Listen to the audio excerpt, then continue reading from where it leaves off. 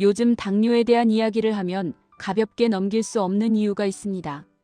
구독과 좋아요를 누르시면 최신 건강 정보를 보실 수 있어요. 당뇨는 확진이 되는 순간부터 치료 비용이 암보다 더 많이 드는 경우도 적지 않고 한번 시작되면 평생 관리가 따라붙는 질환입니다. 많은 분들이 생각하는 것보다 훨씬 더 무섭고 훨씬 더 현실적인 병이 바로 당뇨입니다. 특히 바쁜 현대인들에게 당뇨가 점점 늘어나는 이유는 한 가지가 아니라 여러 가지가 복합적으로 작용합니다.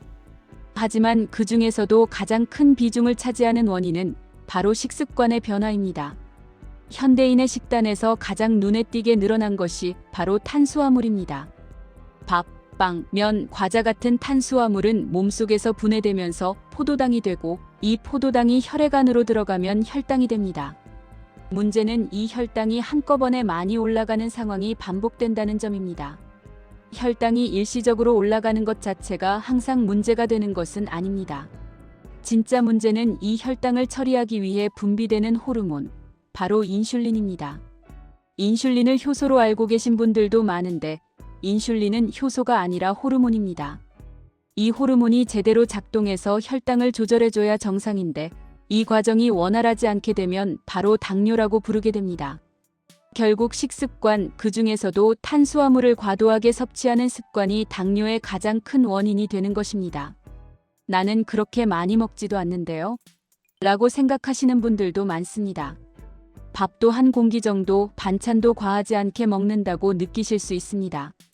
하지만 우리가 마시는 음료수, 커피에 들어가는 시럽, 과자와 간식, 소스류 안에도 당과 탄수화물이 생각보다 훨씬 많이 숨어 있습니다. 내가 인식하지 못하는 사이에 혈당을 계속 올리고 있는 셈입니다. 두 번째 이유는 움직임의 감소입니다. 아침에 일어나 엘리베이터를 타고 내려오고 주차장에서 바로 차를 타고 회사로 이동합니다. 회사에 도착해서도 엘리베이터를 타고 사무실로 올라가 하루 종일 앉아 있습니다.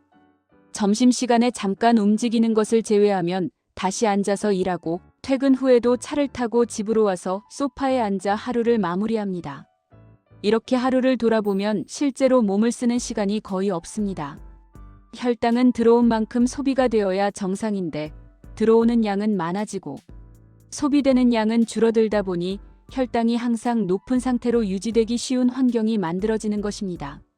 그래서 당뇨를 막기 위해서는 운동이 꼭 필요하다고 이야기합니다. 다만 무리한 운동이 아니라 생활 속에서 자연스럽게 몸을 움직이는 습관부터 만들어야 합니다. 사실 이 기본적인 움직임조차 부족해졌기 때문에 운동이 필요해진 상황이라고 볼 수 있습니다. 세 번째는 탄수화물이 지방과 함께 섭취될 때입니다. 탄수화물만 문제가 되는 것이 아니라 지방과 함께 섭취될 경우 혈당과 인슐린에 더 나쁜 신호를 줍니다. 한 번의 섭취로 끝나는 것이 아니라 이런 식사가 반복되면 체내 대사 환경 자체가 점점 당뇨에 유리한 방향으로 바뀌게 됩니다. 그렇다면 당뇨는 꼭 병원에 가서만 알 수 있을까요? 물론 병원 검사가 가장 정확하지만 우리 몸은 그 전에 여러 가지 신호를 보내줍니다. 가장 대표적인 것이 바로 3다 증상입니다.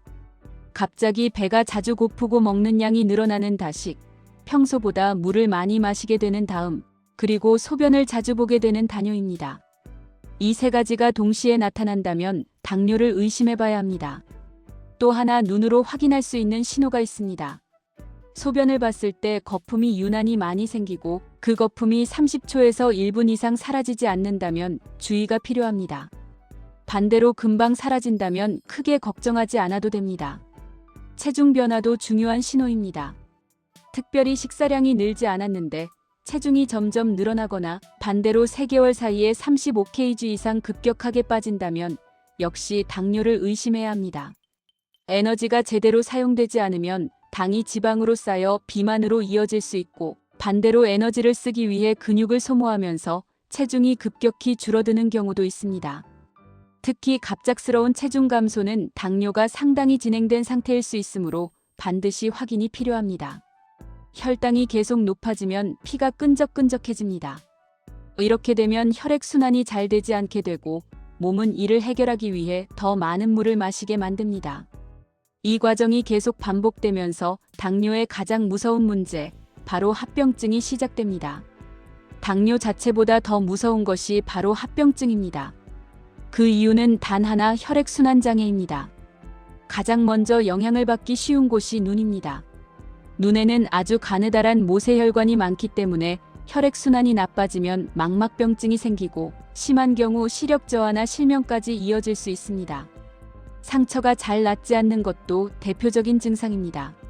작은 상처 하나가 한 달 이상 낫지 않고 염증이 생기면서 썩어 들어가는 경우도 적지 않습니다. 특히 발가락이나 발 부위는 혈액순환이 더 잘 안 되기 때문에 위험합니다. 심한 경우 절단까지 이어질 수 있습니다. 신장도 큰 영향을 받습니다.